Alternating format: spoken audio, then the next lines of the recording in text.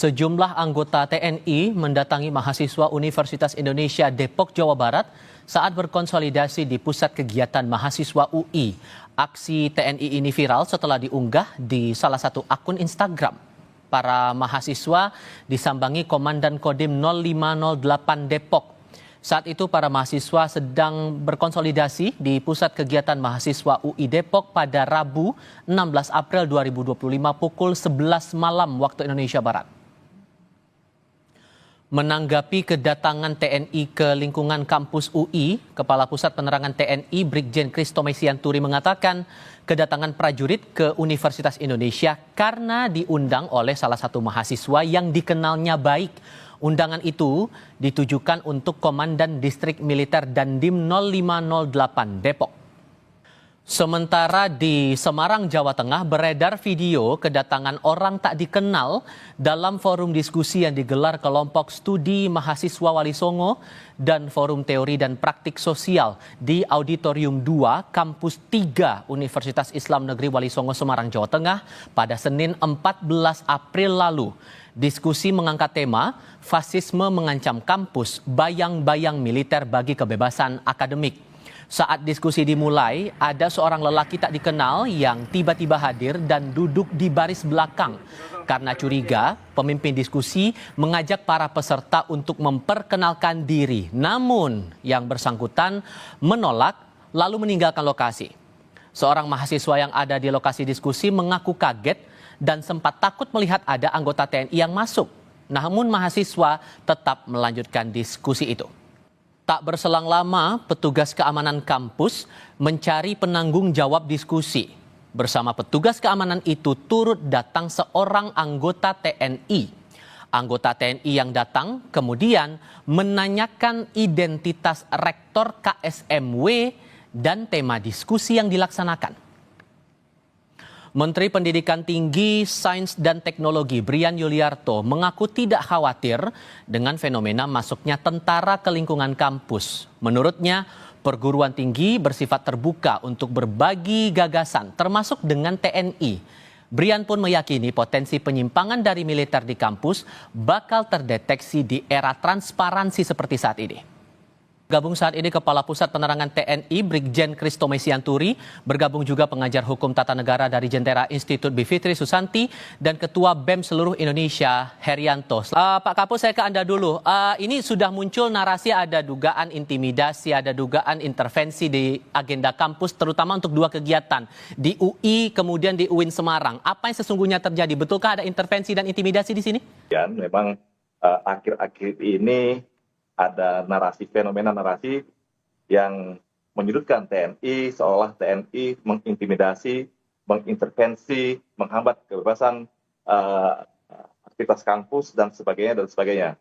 Tapi yang perlu kita jelaskan di sini bahwa kegiatan-kegiatan Babinsa yang di UIN Wali Songo, kemudian di Dandim yang di UI, janganlah berpikiran bahwa TNI mengintervensi atau mengintimidasi.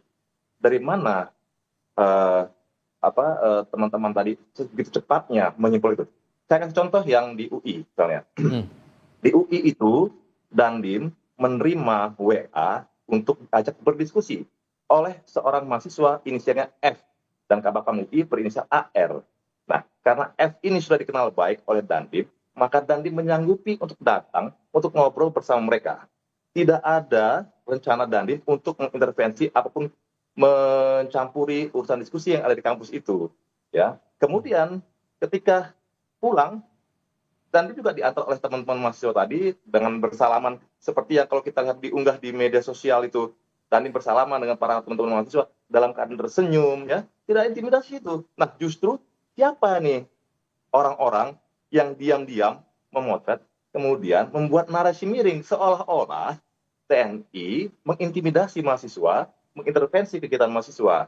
Tidak ada. Kemudian yang kasus di UIN Wali Songo, nah permasalahan itu ya, Pak Rokiman, itu Sertu Rokiman, datang ke sana itu karena memang itu wilayah dia, Desa Tambak Sari. Dia adalah Babinsa di situ yang mempunyai kewajiban untuk memonitoring wilayah, apapun yang terjadi di wilayah itu dia harus tahu. Dan kebetulan seperti pengakuan yang bersangkutan karena sudah kami tanya juga bahwa karena baru selesai libur Lebaran dan dalam suasana Idul Fitri, dia ingin bersilaturahmi dengan teman-temannya yang ada di sana. Ada para security, teman-teman yang memang sudah biasa, karena memang dia adalah babinsa di sana. Tetapi seolah-olah dinarasikan bahwa dia sedang memantau kegiatan mahasiswa di sana. Karena diduga ada seorang berpakaian hitam yang ketika kegiatan diskusi di UNW Songo, langsung dituduh bahwa itu adalah Intel TNI. Dari mana bisa menyebut bahwa itu Intel TNI? Tidak ada di situ kegiatan TNI. Konteks, sorry saya potong Pak, konteks monitoring di kampus itu batasannya sampai di mana untuk kasus di UIN Semarang ini Pak? Lah, dia tidak memonitoring kampus. Jadi Rokiman itu hanya datang karena hari-harinya memang dia di situ. Desa Tambak Sari itu adalah tugas dan tanggung jawab dia untuk memonitoring wilayah. Dan dia hanya bertemu dengan security yang di depan untuk bersilaturahmi. Karena kan baru dalam rangka Idul Fitri saja gitu ya. Dan dia ada di parkiran tidak masuk ke dalam areal kampus atau di auditorium itu. Nah, itu yang perlu diketahui bersama ya. Jadi dia tidak dalam rangka itu gitu. Tiba-tiba dinarasikan seperti itu karena ada orang yang diduga sebagai intel katanya yang masuk ke dalam diskusi. Nah, itu siapa? Nah, kan ada fotonya, ada gambarnya. Silakan cari. Dan tidak ada anggota TNI yang diperintahkan untuk itu sampai hari ini gitu ya.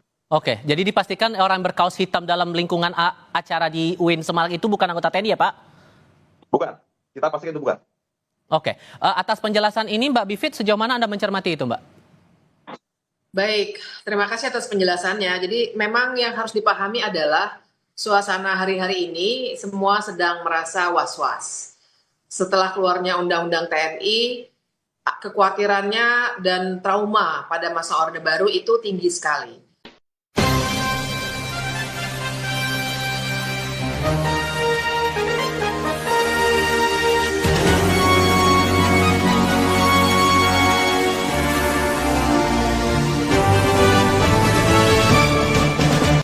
Jangan lupa ya di subscribe, like, comment, share, dan tekan tombol loncengnya. Assalamualaikum warahmatullahi wabarakatuh.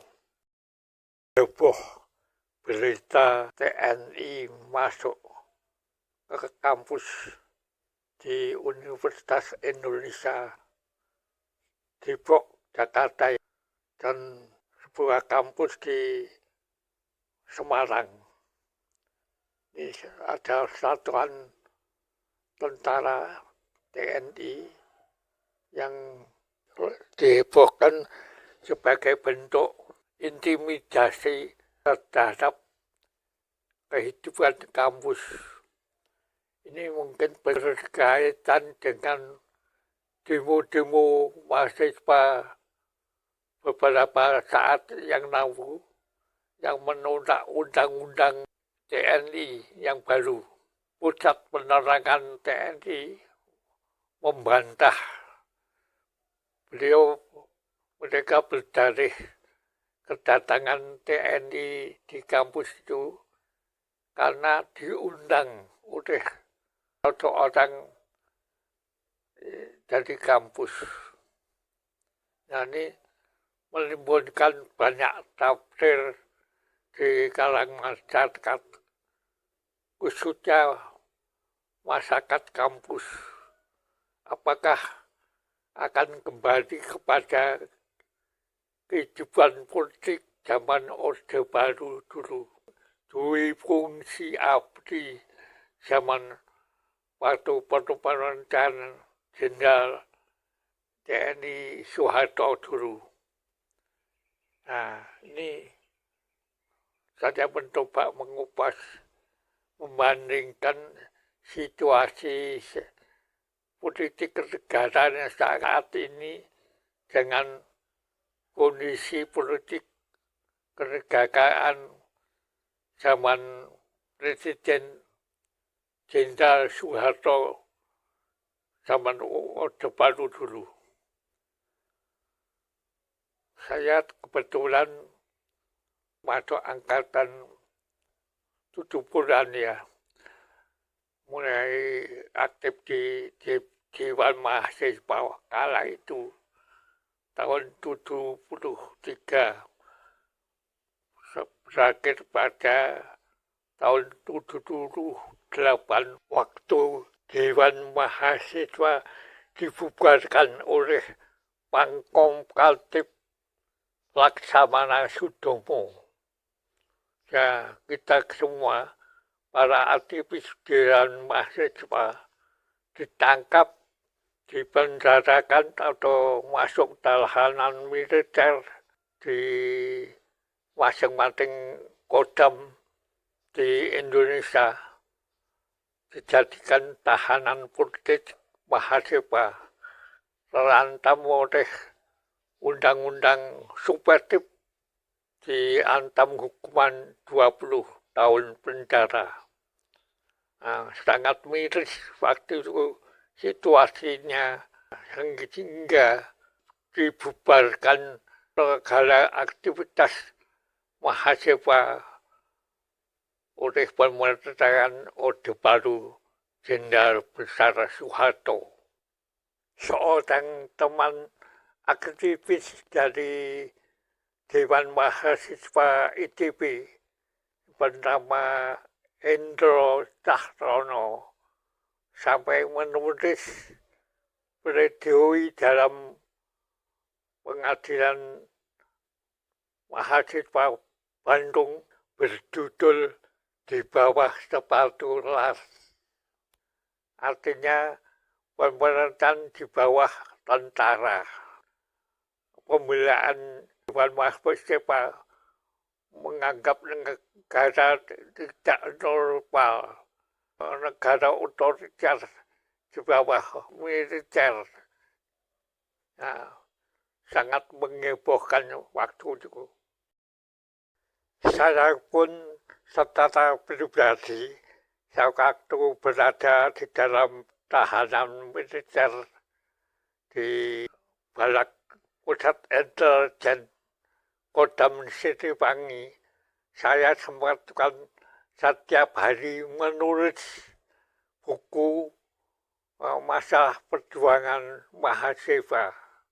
Ini bukunya saya kasih judul Gerakan Mahasiswa dalam Perspektif Perubahan Politik Nasional, yang kemudian diterbitkan oleh penerbit PT Golden Trion Press Jakarta. Nah, kemungkinan generasi muda mahasiswa sekarang ini bercermin pada pengalaman waktu dulu di zaman Orde Baru. Begitu ganasnya kekuasaan militer menata masyarakat sampai ke masyarakat kampus. Mungkin ini terjadi traumatis bangsa Indonesia terhadap rejim militer waktu itu. Hampir semua jabatan pemerintah dipegang oleh militer. Bahkan Menteri Pendidikan ada dipegang oleh jenderal, yaitu Major Jenderal Syarif Syarif. Bahkan rektor ada beberapa perguruan tinggi, rektornya jadi jenderal TNI. Atau sampai ke tingkat desa. Bahkan kalau di kampung ada tentaranya, sampai jabatan RT, ketua RT, RW, lurah, bupati, gubernur, semua dipegang oleh militer. Jadi suasana militer itu. Nah, bahkan militer ini diistimewakan. Misalkan di loket stadion bis atau stadion kerja, itu di loket khusus untuk ABRI. Nah, sementara semua orang harus mengantri membeli tiket untuk anggota ABRI ini spesial, mempunyai loket sendiri. segala aspek kehidupan semua dikuasai oleh ABRI. Jadi kenyataan pada waktu itu gitu. Kalau dicermati undang-undang TNI sekarang ini berbeda dengan jiwa atau doktrin dari dui fungsi ABRI sewaktu Orde Baru dulu. Undang-undang TNI sekarang secara substantif ini merupakan aturan lebih menekankan kepada kepastian hukum untuk mengisi pos-pos jabatan atau yang memang merupakan kebutuhan TNI untuk situasi sekarang. Ini doktrin pertahanan atau paradigma pertahanan sekarang dengan paradigma dulu zaman Orde Baru udah berbeda. Sekarang paradigma pertahanan negara ini lebih masalah-masalah yang perlu penanganan khusus, profesionalisme dari TNI. Pemahaman militer ini sekarang lebih luas. Dulu tidak sekedar alat pertahanan ini, tidak sekedar untuk definisi perang zaman sekarang ini berbeda dengan perang definisi perang zaman Orde Baru. Udah banyak perubahan, bergeser ke lebih luas. Nah, ini posisi negara Indonesia hari ini kan ancaman kedaulatan negara ini semakin luas. Apa yang menjadikan definisi musuh negara sebagai ancaman kedaulatan pertahanan negara ini, misalkan beberapa hal yang diatur dalam Undang-Undang TNI.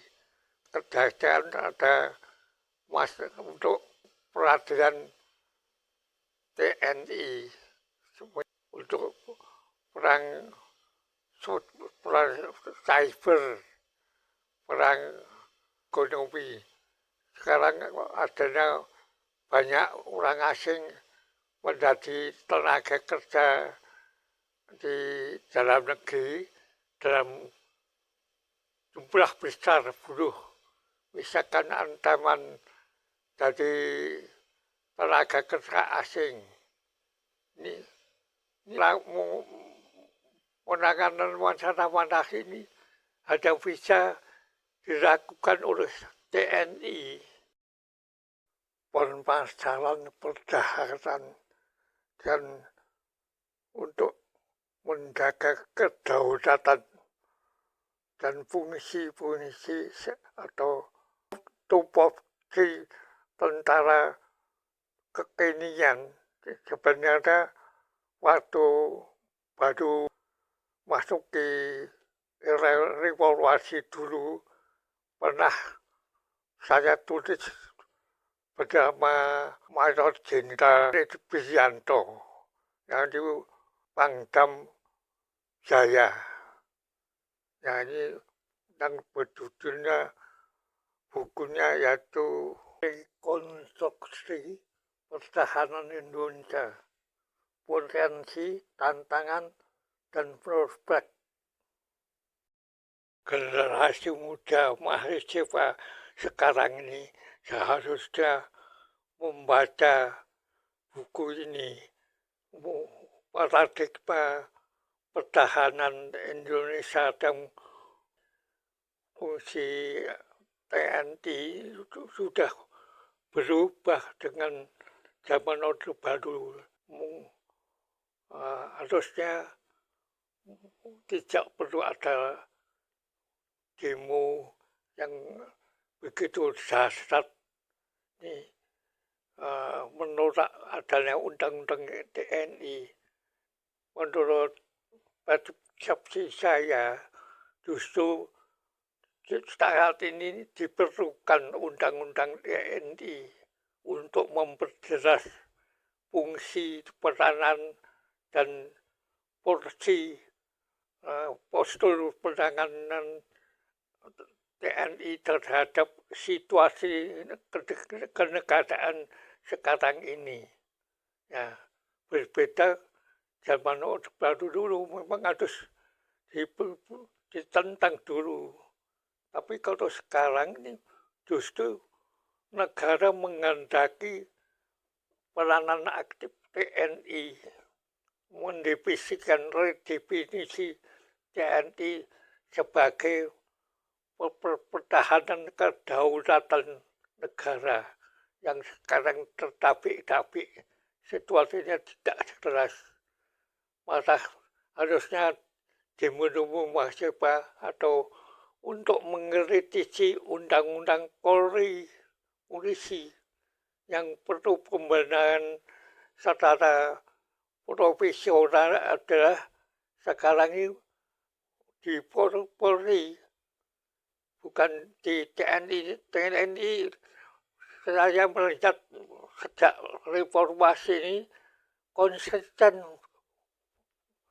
TNI kembali kepada fungsinya tadi diri sebagai menjaga kedaulatan pertahanan negara yang sekarang punya masalah ini di Polri yang harusnya dikritisi oleh para mahasiswa sekarang ini.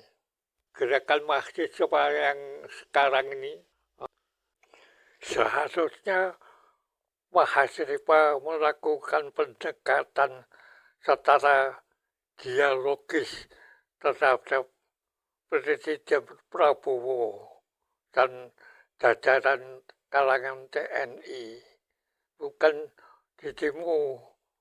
Sebab undang-undang TNI ini saya perhatian banyak yang positifnya, memang saat ini diperlukan bagi penataan ulang pertahanan negara ini. Ya, saya perhatikan ini Presiden Prabowo ini suka dialog terbuka.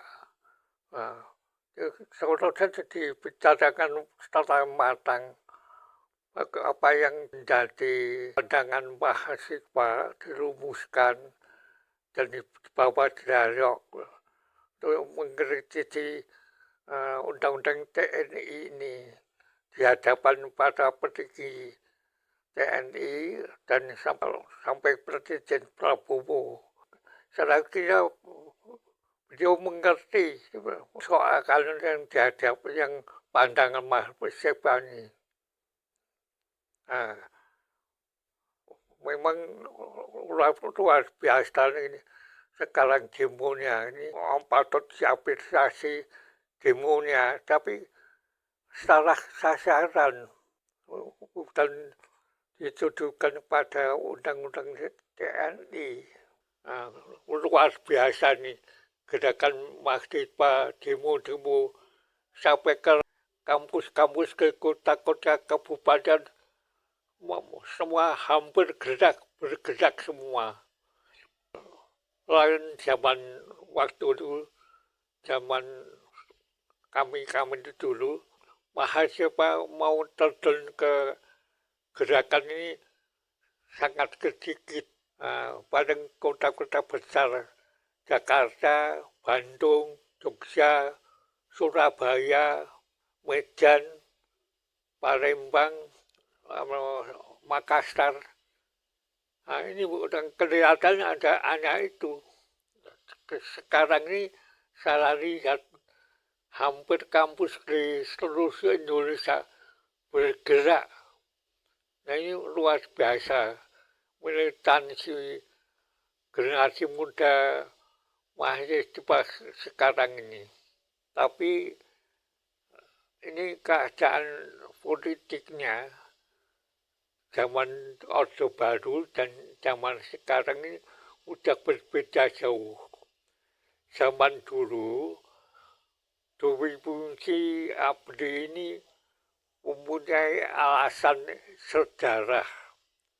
Kalau tidak salah diteruskan pada waktu ada seminar Angkatan Darat tahun 1966. Adanya keminanku salah satu keputusan yang mencetuskan adalah Dewi Fungsi Abdi. Dasar pemikirannya ada untuk menghadapi potensi bahaya komunis, bahaya PKI, Partai Komunis Indonesia. Sebab tahun 65 terjadinya G30S yang mengakibatkan pembantaian para jenderal dan orang-orang sipil di berbagai daerah, maka pemerintahan Jenderal Soeharto ini mentarangkan untuk membasmi bahaya komunis, menghadapi penusuk kaum PKI di tubuh pemerintahan. Maka pemerintah ini harus steril dari orang-orang komunis.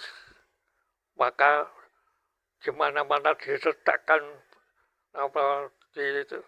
ditugaskan anggota ABRI, Tentara Nasional Indonesia, di berbagai jabatan.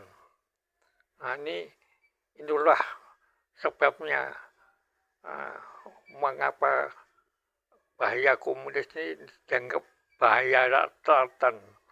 Maka setelah Jenderal Soeharto memegang tampuk kepemimpinan nasional jadi Presiden Indonesia, praktis semua jajaran kekuasaan dipegang oleh ABRI. Dulu ABRI ini masih dijadikan satu antara polisi sama TNI, semua dalam wadah ABRI. Jadi tidak seperti sekarang zaman reformasi ini dipisah. Waktu itu penanganan gerakan mahasiswa ditangani oleh TNI Angkatan Darat. Nama ABRI semua. Polisi pasif. Nah, sekarang ini yang sekarang demo-demo mahasiswa ini yang menghadapi berhadapan dengan polisi, bukan berhadapan dengan TNI lagi. TNI ada sebagai perbantuan di garis belakang, tapi inisiatif yang paling utama dari polisi. Nah, kelihatannya lebih persib jadi TNI zaman demo-demo kami dulu. Ini keadaan politiknya zaman Orde Baru dan zaman sekarang ini udah berbeda jauh. Untuk kondisi politik negara sekarang, selatanya mahasiswa banyak-banyak menjalin hubungan dialogis dengan TNI atau Presiden langsung. Adakan seminar mengundang para petinggi TNI untuk mendiskusikan masalah negara itu secara bersama. Jadi tidak berhadapan-hadapan, tapi mencari solusi bersama dan terbaik, lebih produktif, konstruktif daripada bertentangan. Nah, masalah kemarin ada kasus TNI masuk kampus ini sebenarnya miskomunikasi aja dengan guru-guru mensetikma sebagai tindakan intimidasi.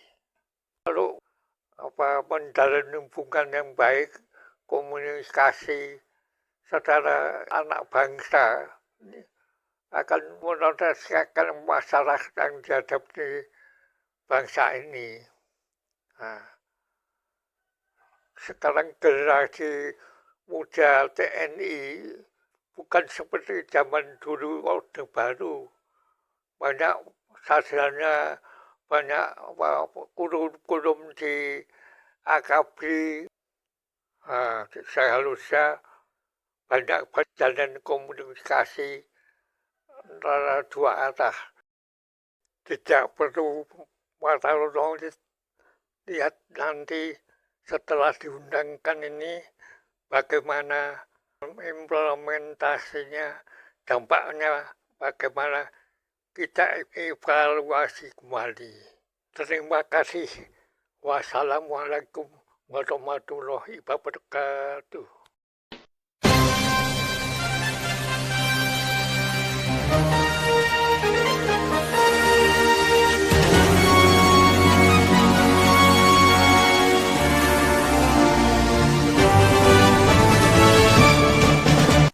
Jangan lupa ya di subscribe, like, comment, share, dan tekan tombol loncengnya.